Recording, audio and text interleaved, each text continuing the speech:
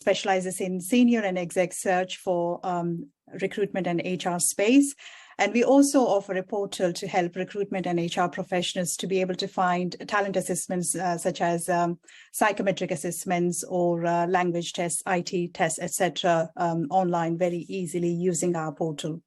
So we have Fiona Kearns from Kearns Consultancy with us today as our guest speaker. Welcome, Fiona. Thanks so much. I'm really excited to be here. Me too. Thank you for making space in your diary, especially in your busy week this week.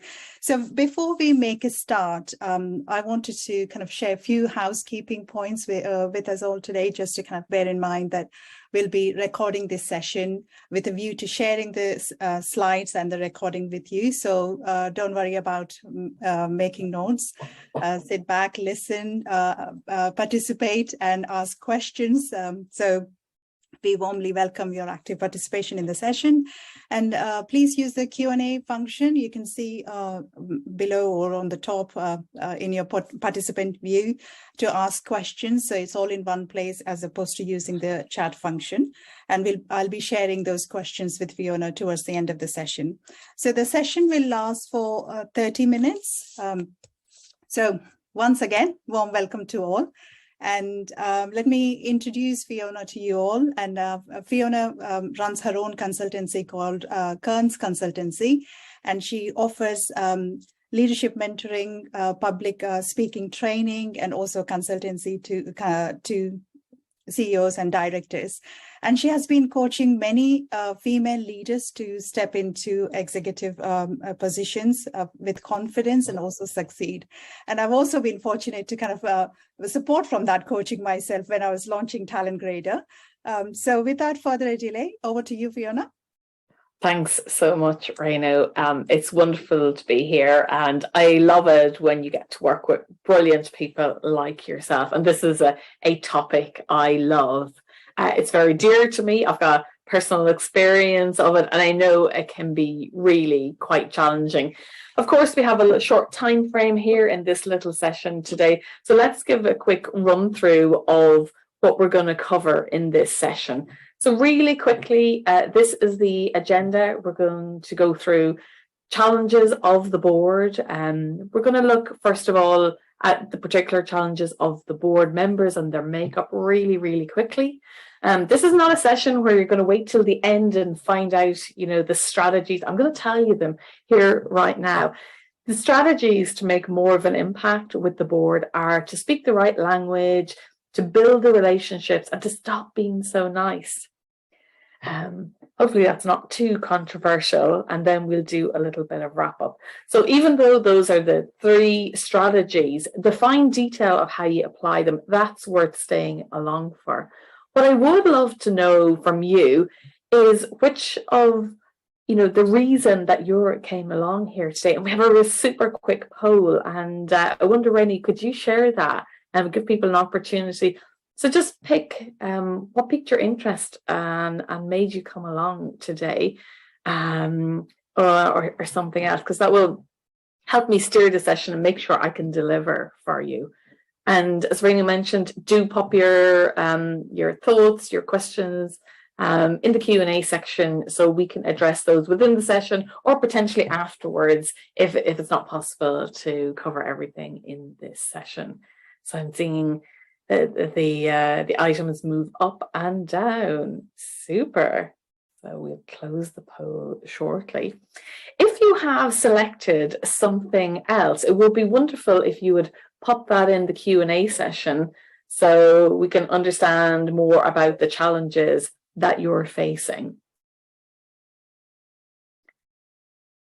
Super. I think that's it. I think maybe we'll close the poll now in the interest of time and moving on.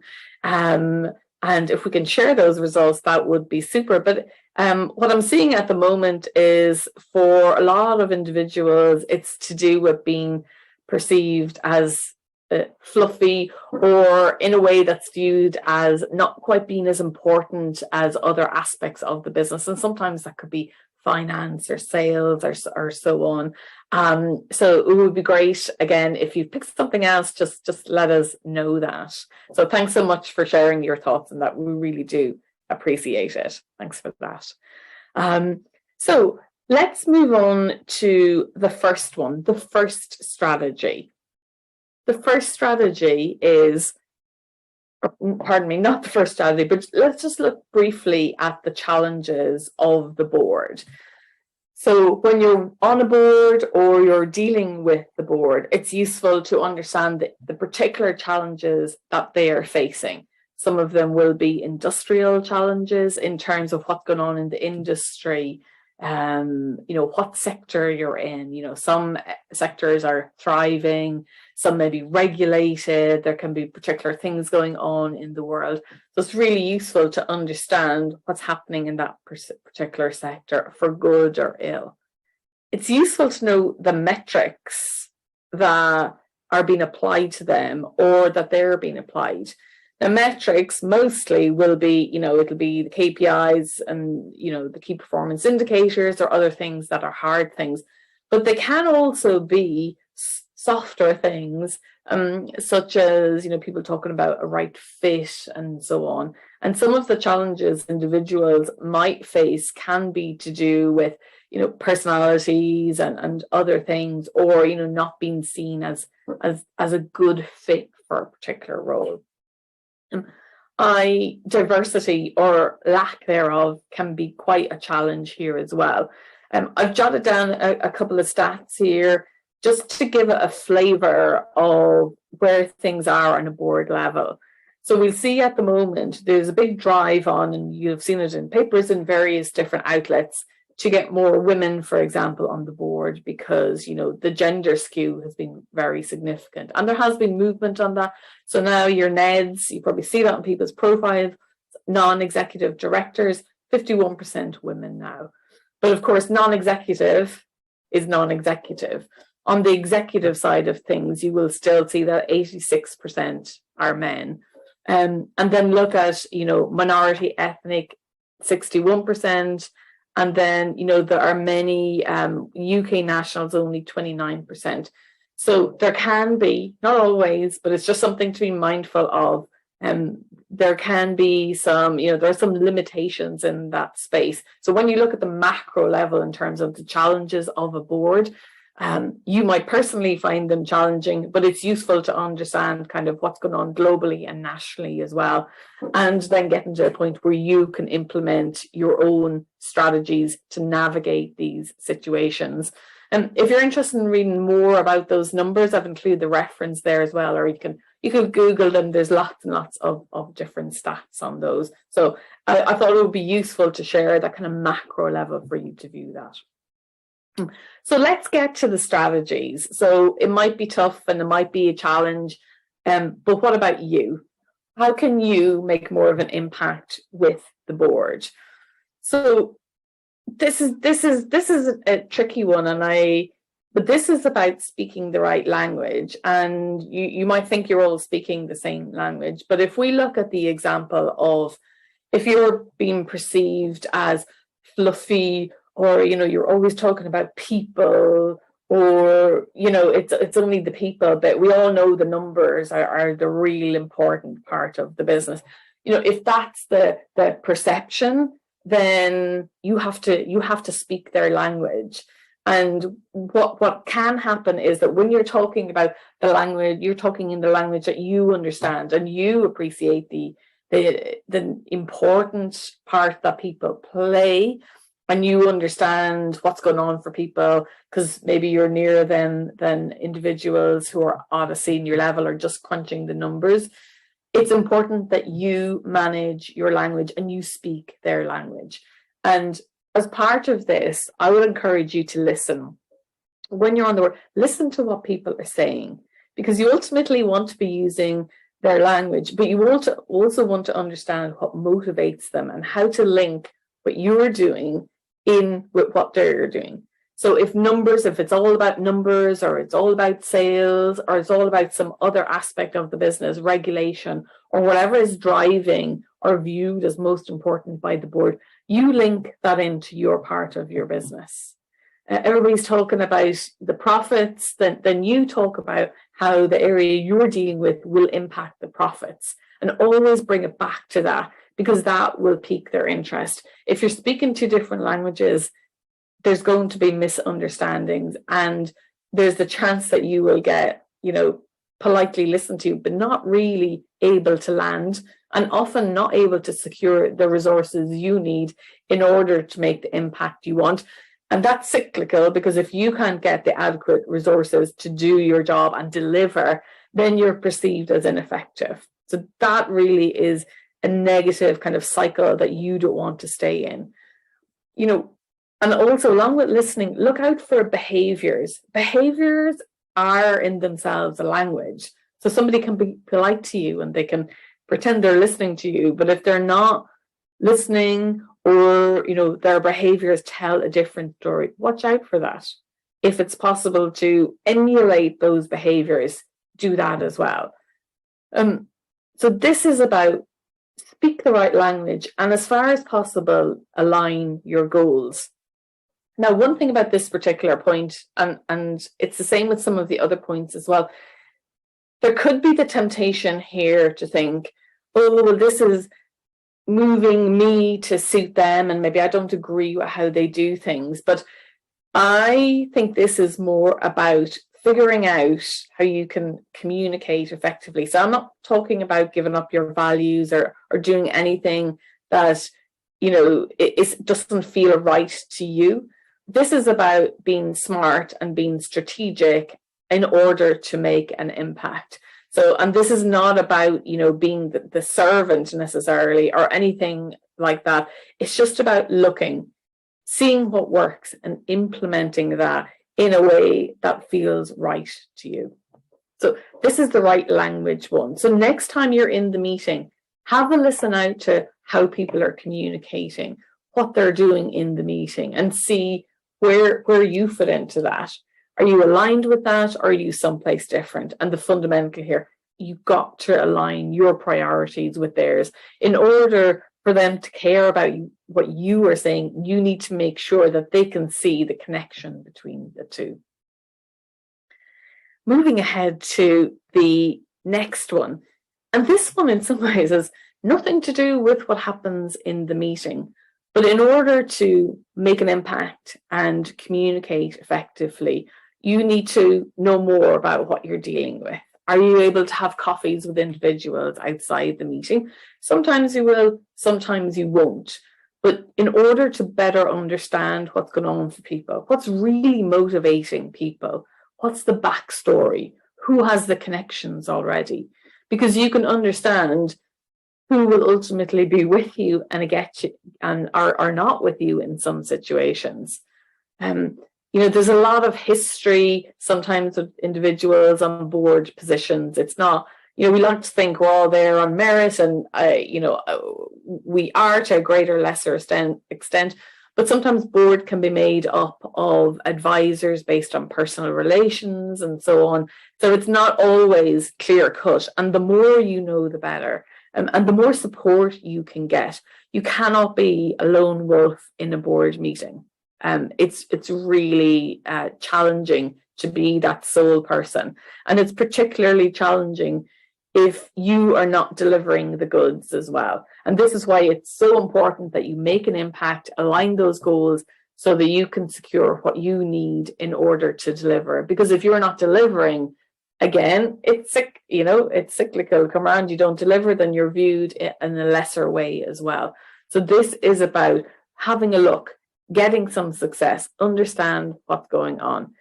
I know people hate politics and don't want to play politics, but the reality is you need to understand politics for good or ill, and understand that there's no not playing. You're playing. And if you think you're not playing, that just means you're playing badly. So have a think about what you can do in this situation to build the relationships. And also, I'm acutely aware that it's not always possible to build a relationship with every person. Boards come in all different shapes of sizes. Some can be really toxic. You can have very difficult people on board. You cannot make friends with everybody necessarily, but do make an effort to connect if you can. And certainly for if you one or two friends, colleagues, people you know a bit more about on the board will really help you. So have a think about those.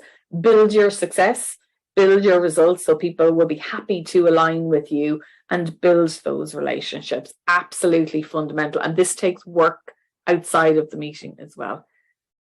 The last one here, I like this one, and you may have heard this one before, but this is the stop being so nice.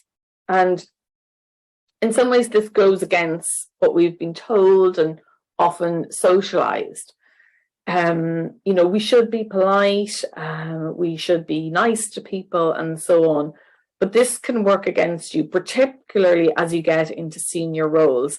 Now, where I hear this come up, I mean, women are typically socialized in a particular way and so on. And there are many the majority of HR leaders are women, the senior HR leaders. But of course, there are plenty of men as well. And this actually applies across the board. And I see it as you get people who understand people and how they work and so on, and they operate in a particular way. But sometimes this works against you if you're being too nice, because it can demonstrate weakness or be perceived as weakness. Instead of wanting people to like you, which most of us do, we do want to be liked, but aiming to be respected instead is a much better goal in this particular one, because you are perceived as being weak. Now, I know we've all read the books and we all think that everybody in the world is as enlightened and is open to being authentic and being vulnerable and so on. But sometimes those can be weaponized and worked against you. And I've seen that happen to people. So you really have to be savvy with this one. And some of the ways of building respect are disagreeing with people. So stop agreeing with people. Stop always doing the things that are expected of you. Don't take the notes, and definitely don't make the coffee. But be clear about things. Don't always be agreeable. Stand up for certain things, and be really clear ahead of time what you will and won't agree to. Because the impact of that is twofold. One, people perceive and understand that you're not a pushover. So on this individual point, they'll get that. But they will also know for future reference that you are a person that may not be agreeable, and they will give you more consideration down the line. But to be clear on this one, in terms of not being nice and speaking up and I suppose part of what I'm saying is to be a little bit obstreperous here, but it's not to do those things for the sake of it. So, I'm not suggesting you say no to something or disagree just for the sake of it. But when you disagree, do it, and choose your battles as well. You don't have to fight every single battle, because the flip side of this is that you can be perceived as a naysayer, even if it's not true, even if you just want people to think things through in a bit more detail. But know ahead of time what your own red lines are, because it's just so important, and be consistent with those as well.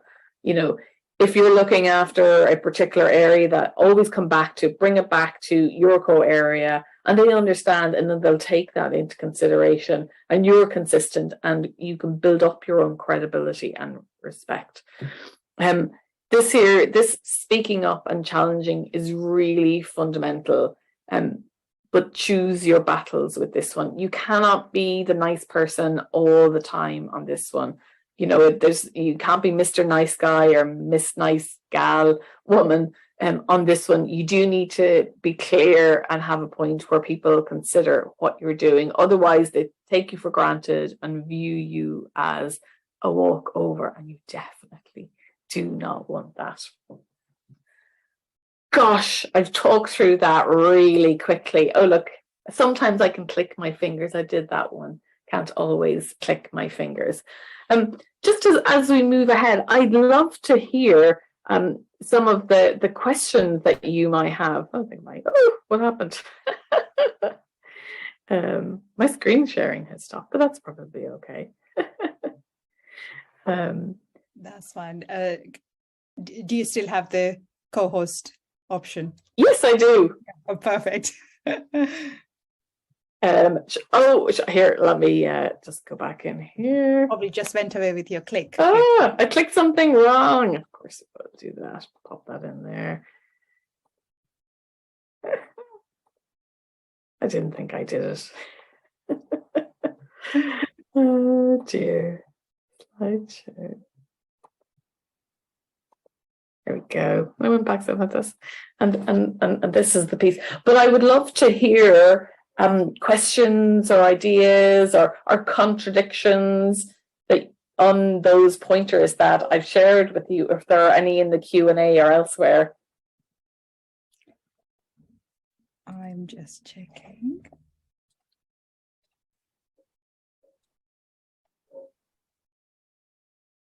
No, I haven't had any comments yet, but yes, as Fiona says, feel free to share your thoughts. I want to, just in case anybody would like to add anything there, I'd like to share a particular challenge of one of my clients, because it's something that comes up a reasonable amount. And it typically comes up with individuals who have a very keen sense of their own value and the value of people, and tend to be a champion of individuals, and have completely embraced a servant leadership and leading authentically and vulnerably. And I subscribe to those characteristics as a leader.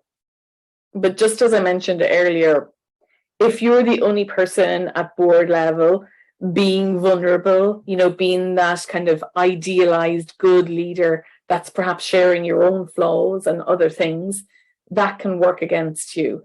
When you're sharing and demonstrating that level of personal vulnerability where nobody else on the board is, you're heading into very, very hot water, because you are seen as a weak link, as somebody who is not a real senior player, somebody who is perceived as not understanding the overall view of the organization.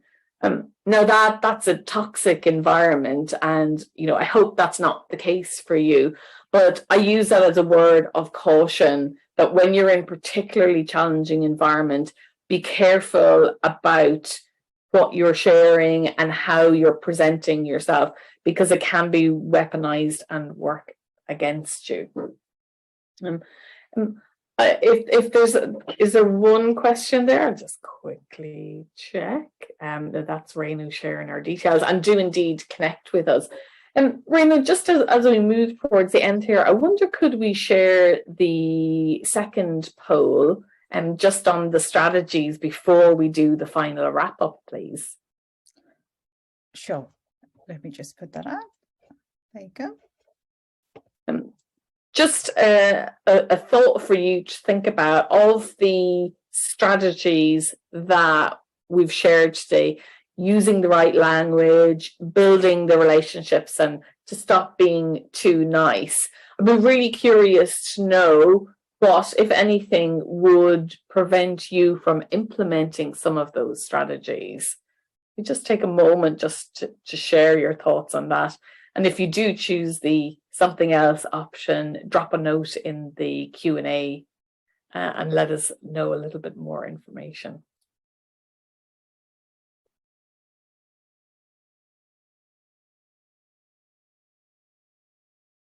So any thoughts? Sometimes people say, that's all very well and good, Fiona, but what are the exact words would I say to somebody in order to disagree with them politely, perhaps, or communicate differently than I have already? Because sometimes, having a couple of lines to help us manage challenging situations can be useful. So, for example, if you've suggested something and it's like tumbleweed, but somebody else comes up with it a few minutes later and everybody thinks it's the best idea ever, a great way to deal with that is to say, thank you, other person, for, building on the idea I raised earlier on, and add to it to make it clear to people that that originally was your idea. So recognizing that they're building on it, but being clear that it was your idea originally. So if you have thought them, what would stop you preventing any of those strategies? Just pop in there and let us know. That would be useful before we close this particular poll. I think that's probably enough time for the poll, so maybe we'll close that up there now. Thank you so much for your time today. It's been wonderful to be here and share these strategies with you. Of course, as with anything, the important thing is to take action, figure out how you can manage any challenging situation that you're in. I'd love to hear from you. Do drop me a note or connect with me if you implement these strategies or you want more detail on how to do it. So thank you so much, and I'd like to hand you back to Rainey now. Thank you so much, Fiona. Just as I ended the poll, I actually got a message from one of the participants that it could be fear or feeling intimidated that could prevent them from taking action. So that's something that has come up. And kind of looking back at my own career as well, I can relate to some of those practical challenges I was facing as well in terms of progression and dealing with senior colleagues or in meetings, etc. So you've shared lots of practical strategies. I don't know whether you wanted to say anything in terms of that comment that came through. Yeah, absolutely. It makes sense, but I think with all of these things, it's a muscle as well. The more you do it, the more you're able to do it. So I would encourage you to start small with some of these things, but where we started earlier in terms of listening, observing, and so on, it's interesting when you're in an environment for a while, you start seeing a pattern, and where you might have started off being in awe of somebody, you start being less in awe of them and start seeing some practice strategies that they're using. And some of this is learning new strategies and applying them. And by the way, failing sometimes as well. Doing something and then if, that didn't work, so I've got to tweak it or do something else. Or, they asked me to take the notes and, I did this and that didn't work, so I had to try something else. And, all of these things, it's so easy to think that there's a silver bullet answer, there's a secret to all these things, but there's not. It's trying something that you think will work and improving on it and developing it and making it fit the situation. And I think it's hard, it's uncomfortable, and it can make us feel like we don't want to do it. But take baby steps and give yourself some grace when it doesn't quite work, and just come back again and again in order to do it. And often with this as well it's about how we view it in our head. It's not all mindset, but a good chunk of it is the mindset. And what these strategies are, they're demonstrating to yourself first, and to others, kind of who you are and what you stand for. And take baby steps till you feel more comfortable, and keep going with it. You've used lots of keywords that kind of sat right with me in terms of mindset and being comfortable, and also kind of taking myself back to the practical strategy you've shared. One of them is being less agreeable and being curious as well, isn't it? So yeah, thank you so much for all those wonderful practical insights you've shared with us today.